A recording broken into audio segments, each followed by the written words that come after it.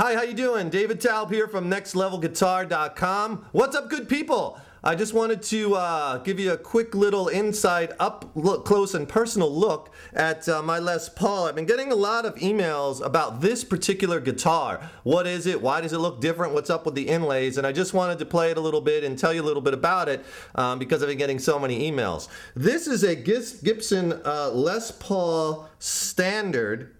That is actually a limited edition model. It was made in the mid-90s, I believe 96, so they didn't make a tremendous amount of them. And the thing that distinguishes this from a lot of other Les Pauls is two big things. One is the finish.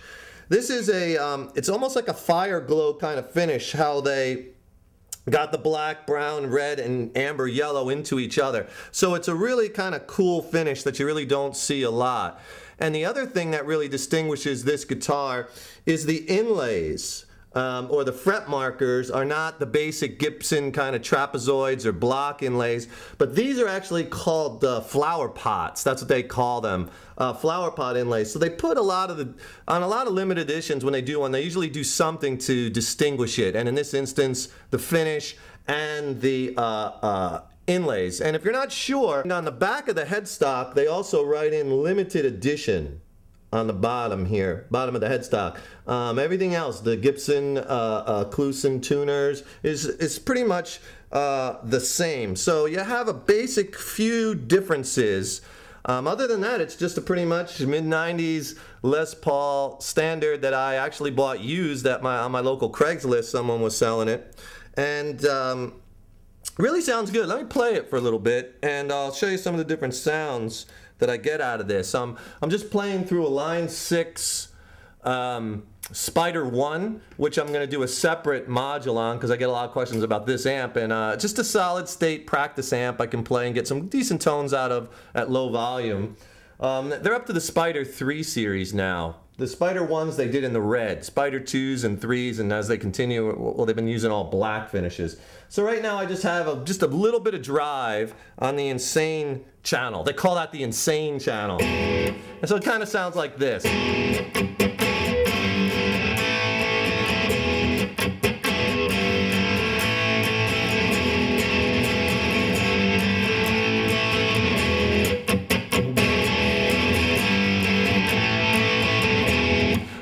So it has that real Gibson kind of ballsy tone, which is really, you can only get from the Les Pauls. You know, if you want that Les Paul sound, the best thing to do is just save up and get a Les Paul. Epiphone makes some pretty close copies, but that big, beefy Les Paul sound is really trademarked to the Les Paul. So all I'm going to do now is I'm going to dial up the drive a little bit. I'm going to increase the gain, the drive, and run the bass about 2 o'clock. I cut the mids back. I don't really like that real scooped mid sound like a lot of the heavier metals and the death bands. They cut your mids back, and you might like that sound. That's that scoop mid sound, but I personally don't care for it. So I have the mids a little lower than the treble. Of course, all depends on your guitar and what pickups you're running and just experimentation. And then I keep the channel volume full pegged. Okay, because on solid state amp I could keep the master volume fairly low so I could talk over it and it's not going to vary the sound. That's the thing about the solid state amps. You don't necessarily have to crank them up to get a really good tone, unlike tube amps where you have to run them pretty loud. And I just have a splash of reverb, no other effects. These are all off. Okay, the lights aren't on. So it's just a basic sound, but I want you to hear how you get that real thick, rich sound out of this guitar.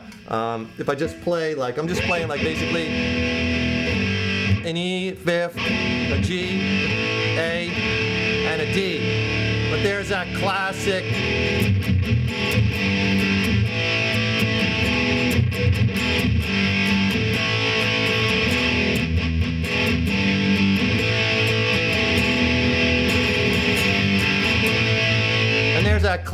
beefy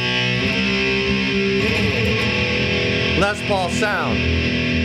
And I'm playing everything, by the way, out of the back pickup, the bridge pickup. And here, I'll just noodle around a little bit so you can hear some of the other tones. I'll play out of the back pickup first.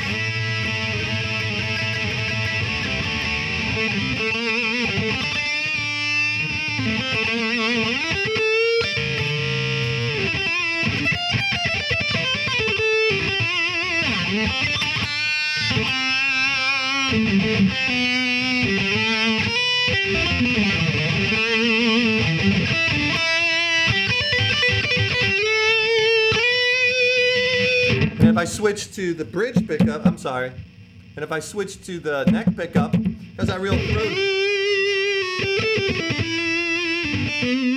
Has that more Les Paul kind of slashy kind of.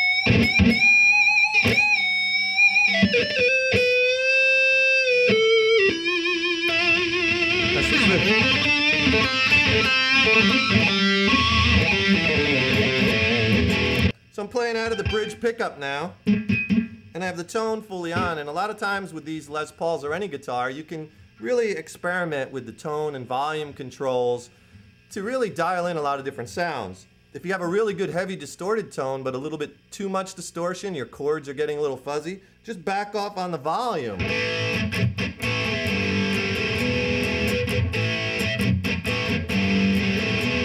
And you see that kind of cleans up your sound a little bit. So if I do some lead stuff,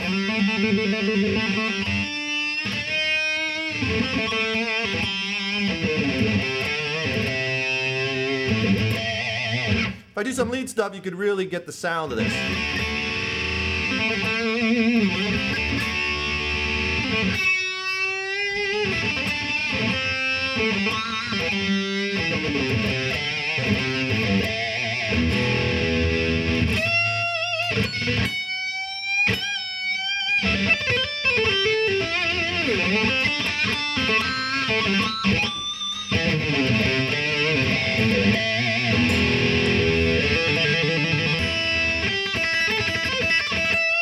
Now the neck pickup, and I'm going to roll the tone knob back a bit.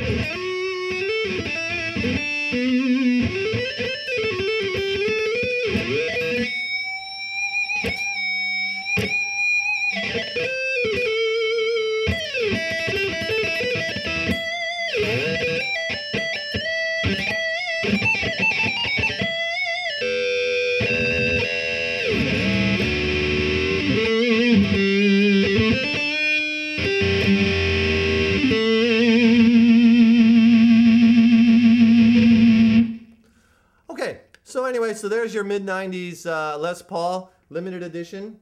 And then it's important when you're looking at guitars, make sure you check out all the pickup combinations and see how it sounds to your ears and feels in your hands. The Les Paul is a heavy instrument, and a lot of guys don't like them, and ladies, because after playing a full night with them wrapped around your neck, it's a lot of weight. So give it the full road test, and remember, biggest things when checking out guitars is craftsmanship, playability, and quality. And how does it sound? Tone. How's it sound to your ears, and how's it feel in your hands? We'll see you soon. Matter? Looks matter, I guess, if you want. Doesn't matter to me what color it is. I just like, I put more emphasis on tone, but all depends on what you're looking for. So we'll see you soon. Take care.